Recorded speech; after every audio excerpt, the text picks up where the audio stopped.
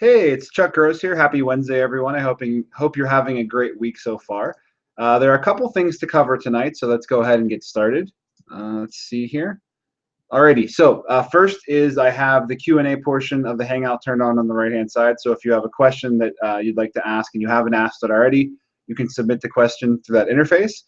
Please note there is a delay between when you ask the question and when I can actually see it. So if you wait till the last minute, I probably won't see your question. But if you remind me, I'll get to it next time.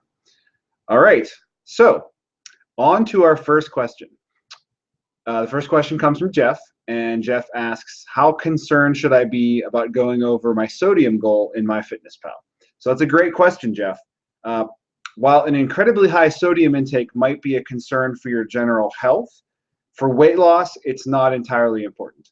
So a fluctuating level of sodium, meaning you have really high sodium one day and then really low sodium the next day, can cause your weight on the scale to fluctuate up and down, which might make it a little bit tricky to actually see what's going on, but it's not going to stop fat loss having a high sodium intake. Of course, if you're taking in a lot of salt or sodium, you'll want to drink enough water to go with that so that you're not constantly thirsty.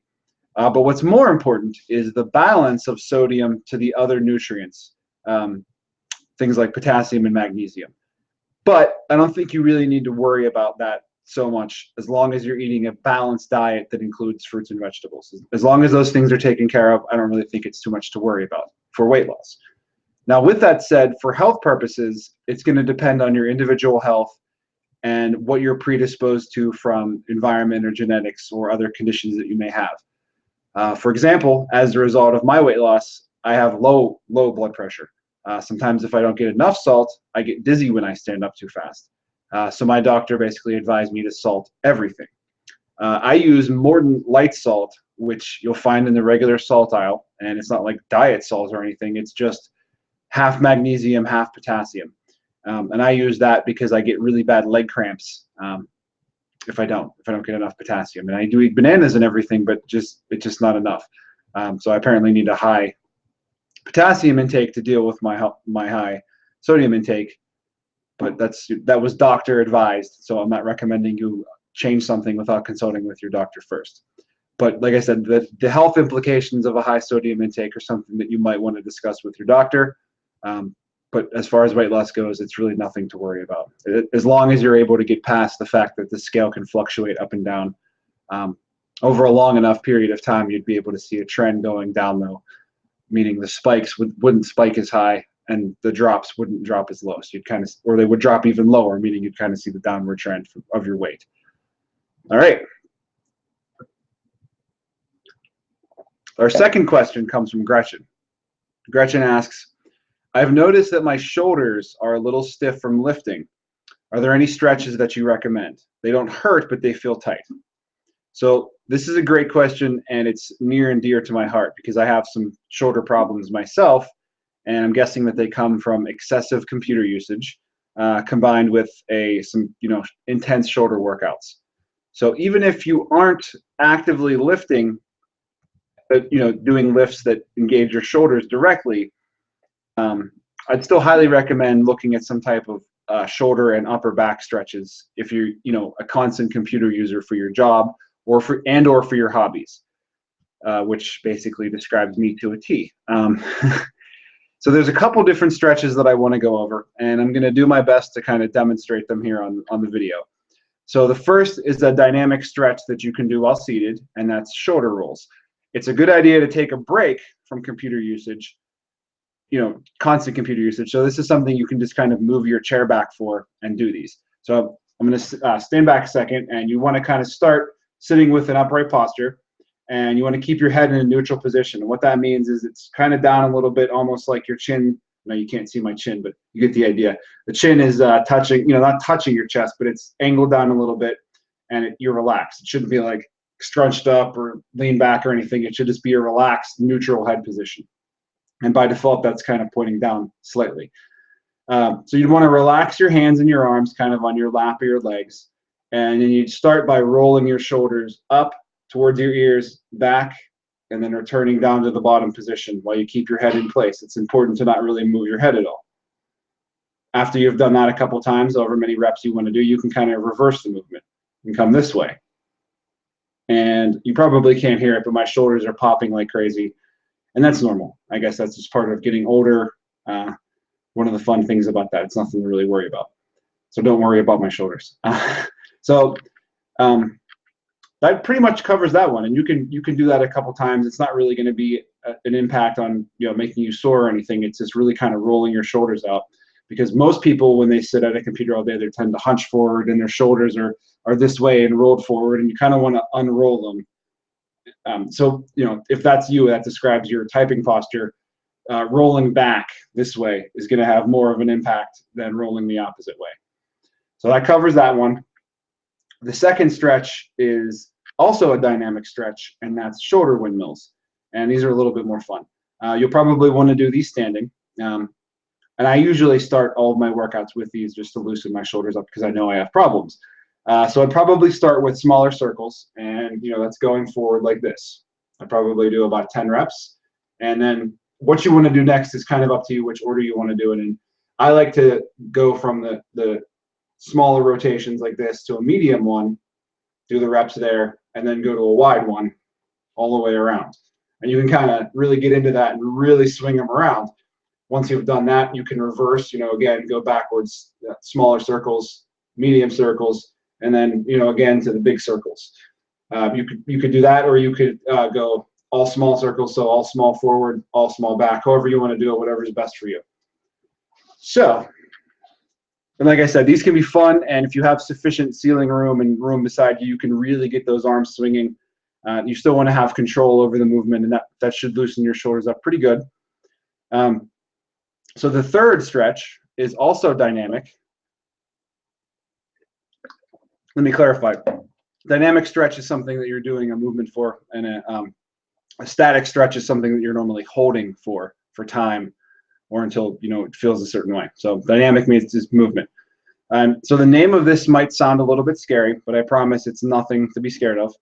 And it can really help with shoulder flexibility. So this is called a shoulder dislocate. And again, no worries, you're not actually dislocating anything. So I like to use a broom handle with these. Something like an exercise band would be fine. And sometimes in the winter when I'm at work, I'll have my scarf. So the idea is that you'll kind of start with the broom handle. You want to go out pretty wide, and we'll bring the grip in as we test how flexible our shoulders are. Basically, you just kind of want to put it below your belly button and take a little bit of a wide stance. And then you'll basically just bring it over your head like this and all the way back down. So it's basically touching the same spot on your back that it was touching on the front, and then bring it back around. You can do a couple of those. You may feel a stretch in your chest and your shoulders and your back a little bit too. So then the idea is you want to bring your grip in and keep going. And you'll find a spot where it's kind of pushing past your comfort zone, but the important thing is that this should never hurt. Shouldn't be in pain from this. Over time, you can work on bringing the grip in more and testing your flexibility. I haven't actually done these in a while, so I think about there is where I'll stop. It's pretty tight, but that may help. Like I said, this is something that's your flexibility is gonna limit you, and that's something you can improve over time. It doesn't have to be a broom handle, an exercise band, and like I said, even a scarf. Anything that you can use to narrow your grip and widen your grip as you're going along. Because if you're coming up and you decide to be brave and start here, obviously you're not going to get too far. So you want to kind of be able to slide your grip out as to where your natural point of resistance is and go from there. All right. So the last one is going to be a static stretch. So that's the one where we're holding something for time or for waiting for a certain feeling to happen. So this is kind of a stretch that's done in a doorway. And you can use it to stretch both the chest and the shoulders. So you might see some examples of this doorway stretch using both sides at a time. I'm a big fan of personally stretching out and sometimes even working out one side at a time by itself. So I'll show you using that type of example. You basically just place your hand on the door frame, and the closer your elbow is to your body, the more your chest will be stretched, and the farther away it is and higher up you place your hand in the door frame, the more your shoulder is going to be utilized. So The idea here is that you're going to lean through the doorway, and your forearm and your arm is going to be on the door frame. So you're just going to kind of lean into it. And like I said, down here is going to be chest, up here is going to be shoulder, and there are going to be limits as to how high up you can go as far as where it's comfortable. And again, this type of stretch should be slightly outside your comfort zone, but it should never cause you pain. So if it's causing you pain, you probably want to stop and try something else. All right, so those cover some basic shoulder stretches that should help. This next question is kind of related, so we'll go right into that. So the question comes from Brandon, and he's asking, do you have any ways or advice to develop good posture when you spend a lot of time hunched over a computer working during the day? And he mentions that he feels like his upper back and shoulders are constantly bowed forward or hunched over even when he's not sitting at a desk, and he'd really like to fix that. So that's Brandon talking again about the shoulders kind of being rolled forward. So that's a great question for multiple reasons. There are two specific ways I'd like to approach this. Number one is correcting your posture when you're using the computer, and then some possible corrective exercises that you could do after your regular workouts to kind of mitigate the effects of all-day computer usage. So other than the stretches that I mentioned for your shoulders that would help, this is going to be in addition to that. So number one was correcting your posture while using the computer. And there's a couple things that you can change. You don't have to do all of them. You could try one of them and just kind of develop the habit slowly over time. So first, you want to ensure that you have your eyes lined up with where you're looking at on the monitor the most. So that means you're not constantly having to move your head up and down to look at what you're looking at. So depending on what you're doing for your job, that might be different for everyone. So you want to adjust your monitor if you can, use some books to raise the height, something like that. So the next idea is that you want to keep items that you use constantly, like your mouse, your keyboard, a pen, a pad, something like that, your phone maybe, you want to keep them close. You don't want to constantly be reaching for stuff while you're working, meaning it's okay if you're getting up and going to get something, but if you're typing and reading email or whatever you're doing, you don't want to have to be reaching really far and straining to get to those things. If it's something you need to rapidly grab to continue doing what you're doing, you want to make sure it's very close by. The next thing is you want to keep your arms close to your body and at a 90-degree angle. And that's why your chair has armrests. So you might have to rearrange your keyboard, use a keyboard tray, something like that. But I'll back up for this. You kind of want to be able to type here where your elbows are close to your body and they're rested. I actually had a problem where I wasn't doing that, and I thought I had carpal tunnel syndrome, where I was just my hands were going numb. Like I was getting numbness all through my thumb pad and into my fingers, and it was really just I was overextending my arms. And there are days where I would be typing from 6 a.m. to 10, 11 p.m. at night, 7 days a week. And I wasn't doing that with my arms, and it was basically, I was damaging the nerves in my hand and my forearm to the point where I was getting numbness. And that was pretty scary, but fortunately a physical therapist was able to pinpoint the problem, and it didn't require surgery, and it wasn't carpal tunnel. So that one is really close to home for me. Oh, and this is one that I'm guilty of not doing myself. And when I was kind of writing this reply up, I noticed that I wasn't doing this, so it made me a little bit more cognizant of what I was doing. And that's making sure that your feet are flat on the floor and that you're not crossing your legs. So I noticed as I was writing this exact sentence, my legs were crossed and the one foot was kind of going a little bit numb from that, and I wasn't really paying attention to that. So that's something else you want to kind of keep in mind. And let's see. Okay, the next thing would be that you want to have lower back support. So if you don't have a chair that does that, you probably want to make sure you have like a pillow back there or a jacket folded up, something like that that really supports your lower back so it's not bowed out. It needs to be, your back has a natural curve to it, and you want to make sure your chair supports that, as opposed to changing that curve to fit the chair. You want the chair to support your natural spine's curvature. And lastly, before last, make sure that when you are seated, you're not reaching or leaning forward too much like this. For example, if your head's not aligned right and you're having to like lean in to read your monitor, that actually causes pressure on your spine. So I think the saying is that every inch you lean your head forward, it's 10 pounds of pressure that your spine has to deal with, and that's not good for anything. So lastly is take breaks, regular breaks. And I know that's hard to do because I'm guilty of this myself. If I'm really into what I'm doing, there are days when I'm like, how did 6 hours just go past? I haven't even used the bathroom or drank anything or eaten anything. I don't know what happened. So maybe something like an alarm to make sure that at least every hour you're getting, 5 minutes of walking around time, just to get the blood moving through your body, so it doesn't, it's not like pulling in your legs or anything. I know that sounds kind of nasty, but that's what happens. And you can also check and see if your work would be able to offer you an adjustable standing desk. Some places of employment that would have to go through your HR department, and it may actually require a doctor's note, but that's something you can talk to your doctor with. I know plenty of doctors that would just say, I understand why you want a standing desk for your health. Sitting's not great for you. Let me write you a script for it, and that's fine.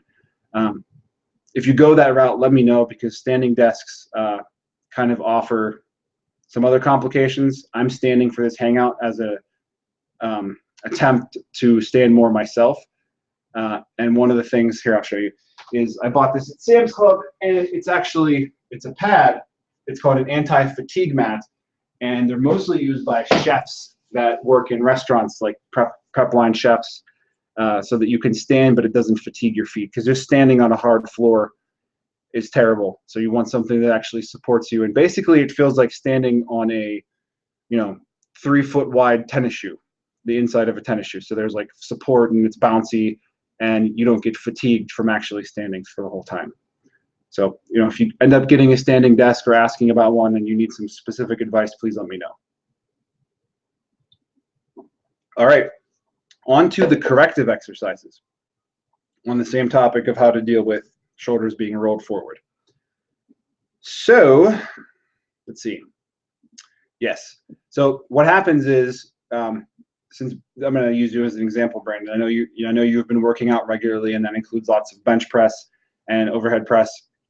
So you're getting lots of upper body pressing movements, but you're not really getting too many upper body pulling movements to kind of reverse that. So you'd probably want to include something that targets the rear delts, and that's the part of the shoulder that's on the back, essentially. And those are kind of underutilized by most people.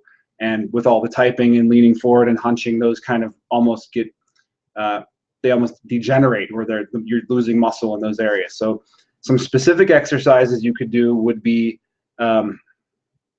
face pulls done with a band, and that's essentially you connect a band, or you can even use rope pulley on a attachment, and you're basically just pulling from up above to your head. I use a exercise band that's just tied to my squat cage, and I just do them afterwards, after my exercise, just to kind of stretch out, and sometimes before. And the other ones you could do would be rear delt rows, and that's basically you're supporting yourself on a bench with your chest, and you're just, instead of doing a row, normally you would do a row with a dumbbell or a barbell towards your belly button, and the movement is supposed to be like you're starting a lawnmower. So that's a normal row, but a rear delt row would be one where you're essentially pulling from the floor. It can be done at an incline. You're basically pulling to your nipples, and that's going to help develop muscles in your back that kind of pull your shoulders back naturally. So having permanently rolled forward shoulders is a symptom of a weak upper back muscles that are, they're just not holding everything the way you should be naturally. So that's something you may want to look at. And the other one would be like a rear delt fly, and that's really just taking the fly movement. A fly movement is a chest movement where you're having a weight in each hand and you're going like this, squeezing together. A rear delt fly is basically the opposite of that. You're bent over and you're using the backs of your shoulders to pull the weights up and then reversing backwards. If you need any help with those specific movements, please let me know. Those are the 3 off the top of my head that I think would give you a lot of results as far as bringing your upper back, back into being strong and pulling everything back into a tight position. All right. I think that covers everything that I wanted to talk about this evening. I'm going to see if there's any questions that have been asked. Okay, I'm not seeing any right now. All right, I have another topic that I wanted to cover, but it's a more lengthy topic, and I think I'm going to save it for next week rather than make this run over a half an hour. So, well, thank you everyone for watching. Thank you for your questions. If you have a question and didn't get to ask it, you can always ask me if you need the answer right away, and I'll let you know. Or you can wait for next week when the discussion post goes up and post and reply to there. Alrighty, everyone have a good night, and I'll be talking to you soon. Take care.